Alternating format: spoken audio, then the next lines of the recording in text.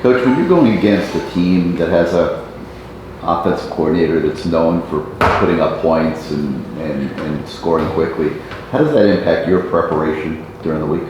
No. I mean, I'm going against their defense, not their offense. So, no, I mean, we're just trying to attack the best way we can.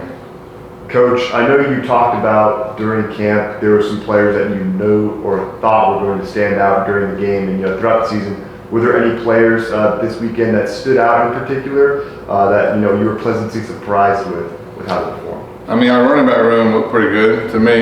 There's a lot of depth in that room, which I think everybody can see what competition brings. Those guys are fighting for reps, which when they run the ball, it shows. We had some receivers make plays. Restrep's been solid, right? He was solid in that game. I mean, it was one of those games where they were playing coverage, kind of begging us to run the ball a little bit. I guess they didn't think we could pound them, but and so obviously that was working. So we were going to stick with that until they brought more people down, which they really never did. So, but those guys, I mean, Kobe made a good play first drive. I mean, that was a good play by him. I thought George did some good things. I mean, we had guys all around that did some good things. It wasn't just one of those nights where you're throwing it all around. Was not a lot of plays to be made because we were having success in other things, and that's just the way life goes sometimes. But I thought they played hard and they moved around fast. Speaking of guys that can kind of pound the rock, Mark Fletcher making his college debut. Obviously, it's one thing to kind of see him do that on the practice field, but to see him be able to kind of run through and run past other college players, like what impressed you about him? What did you like when you saw him? Yeah, he's different. I mean, he's hard to tackle. I mean, he's built for that position. He can take some abuse, and he's hard to tackle. And when he gets out in the open field, he can run the distance. And so he's a special player. Glad to have him. How do you feel Tyler played? Thought he played well. I mean, I thought Cam. I mean, a lot of the stuff that Cam did isn't going to show up in the stat line. But Cam's an extremely smart player. Very rarely messes up an assignment. I mean, he knows what's going on. And so he played a lot of football. He's been around football for a long time. And so I thought he was one of the guys that played really, really well. You wouldn't be able to look at the stat line and tell that, but when you watch the games like we do, I mean, he was one of the bigger reasons we ran the ball like we did. Don Chaney Jr.'s had a tough time the past couple seasons. Had a really nice touchdown run. What did you see out of him? Yeah, just what you did. I mean, he's been showing that in camp. He's been competing. He looks really good. He's moving around well. He's taking advantage of his reps. And he needed to do what he did on Friday. And so I thought that he, like I said at the beginning, I mean, that room's got some stacked talent in it. So it's everybody's fighting for reps in games, but he's doing what he needs to do. The difference in going from like a Miami of Ohio team to a Texas A&M for them, huge difference, or will they be supporting young kids, the running backs? Yeah, I mean, look, A&M is a talented team. We all know that. You can look at their bodies, and they're bigger, they're longer, they're faster, and so everything's gonna.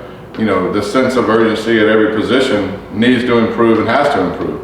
And so, I mean, that naturally happens through the course of preparation. Kids know, they watch film.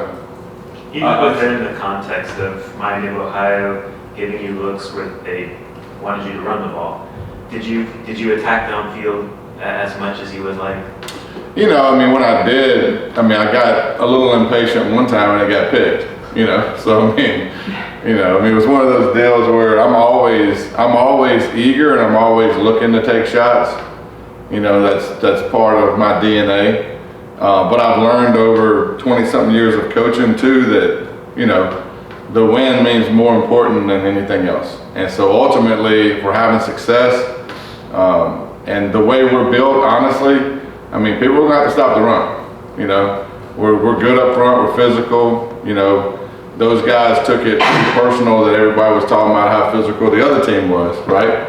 And so it's pretty evident from the first play, really, that our guys were pushing them around.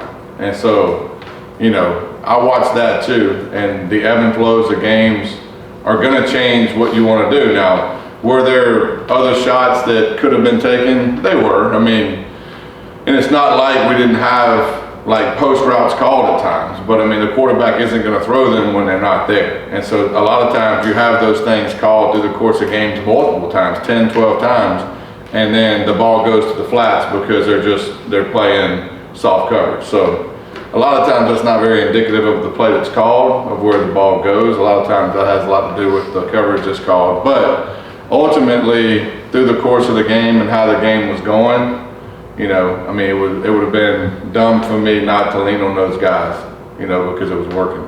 Were you able to kind of hold back some of the offensive playbook for the first week? Is there anything that you're planning on maybe opening up a little bit more going to tougher team this weekend? Yeah, I mean, we didn't do a lot of things that were even on the sheet last week. And ultimately that was because of, you know, when we got out there, I mean, we started the game in 10 personnel, 2 by 2.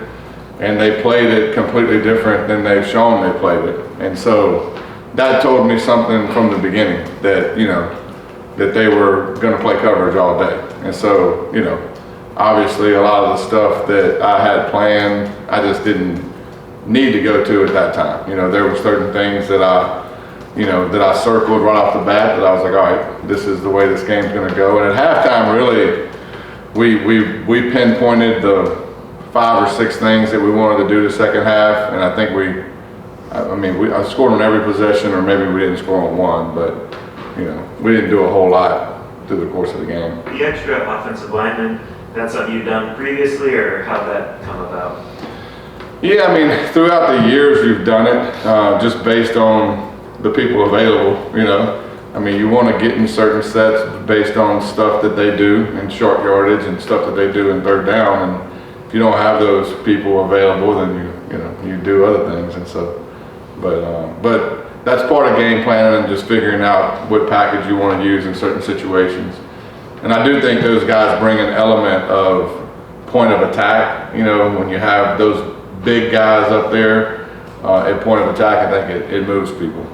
How did you assess the quarterback play from obviously Van Dyke playing most of the game, but also Emory Williams getting his first collegiate action? I thought Tyler was very efficient. You know, I thought he made a few mistakes.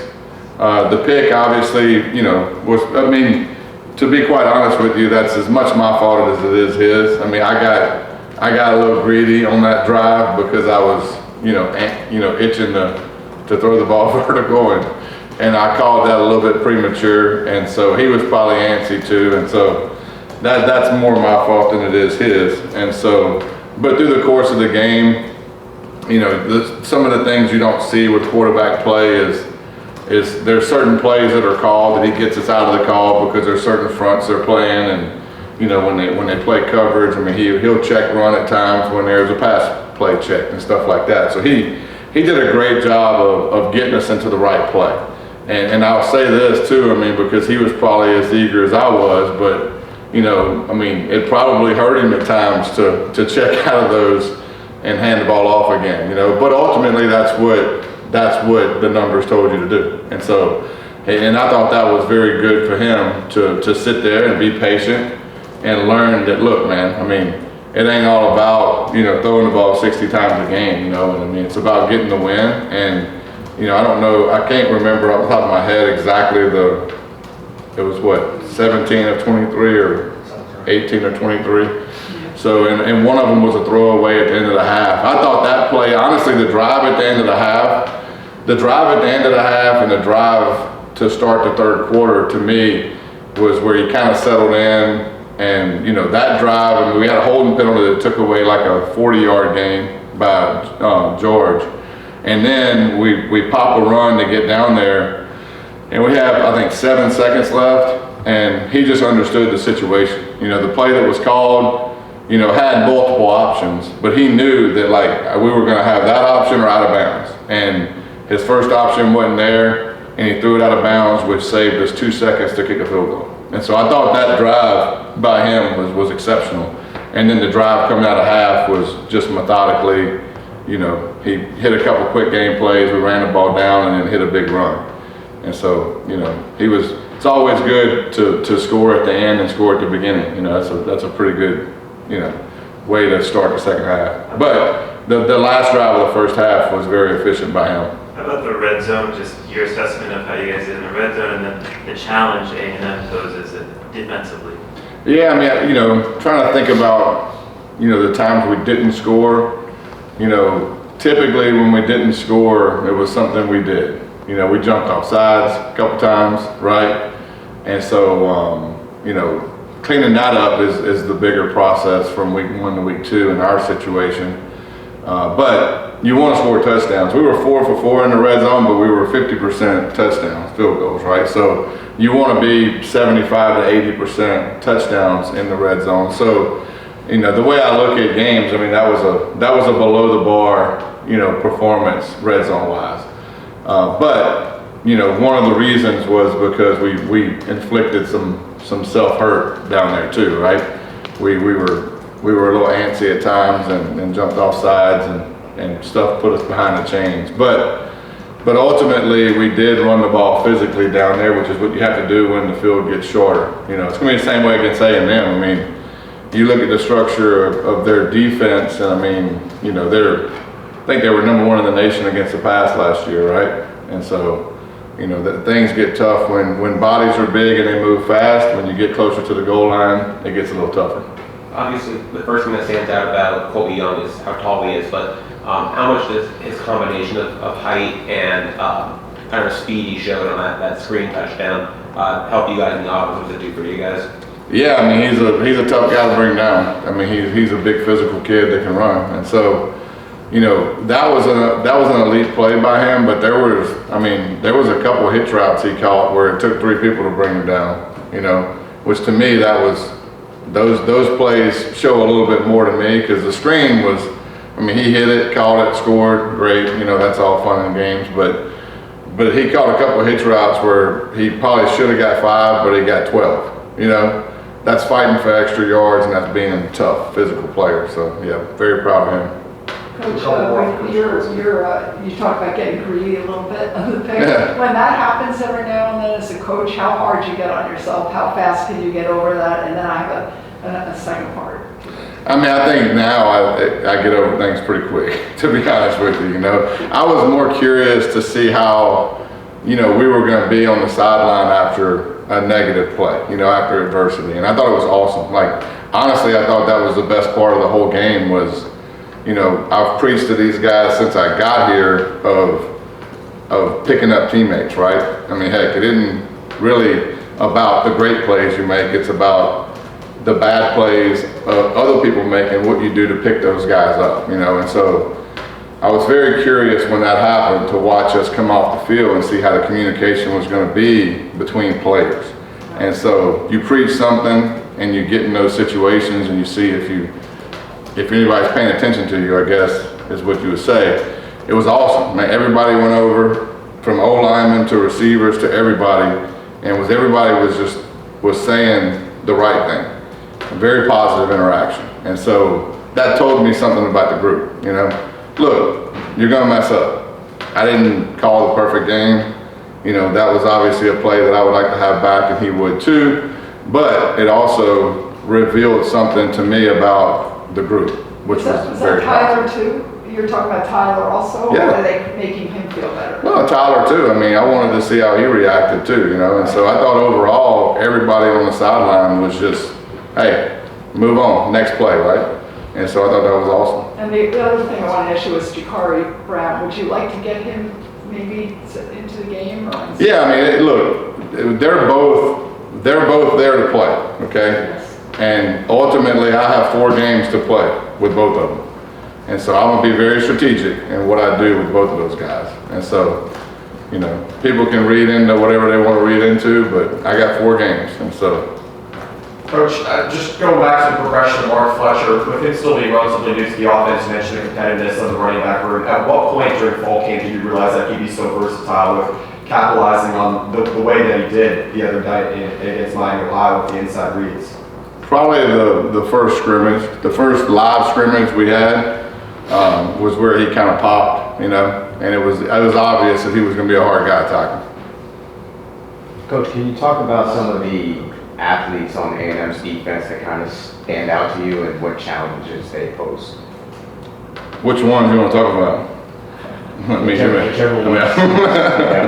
I mean, all of them are very athletic. You know, I mean, the people that walk out on the field are elite. You know, they're long, they're fast, their D-line's athletic, they're big, they're physical. Linebackers are long and rangy. I mean, the Cooper kid is, I think, 6'3", 240. I mean, he runs east to west really well. The back end guys, the safeties, tackle well. You know, they get there with mean intentions. So, I mean, we could talk about all of them if you want to, but I mean, they're a talented group. We know what we have facing us, and we're going to prepare and be ready for the task.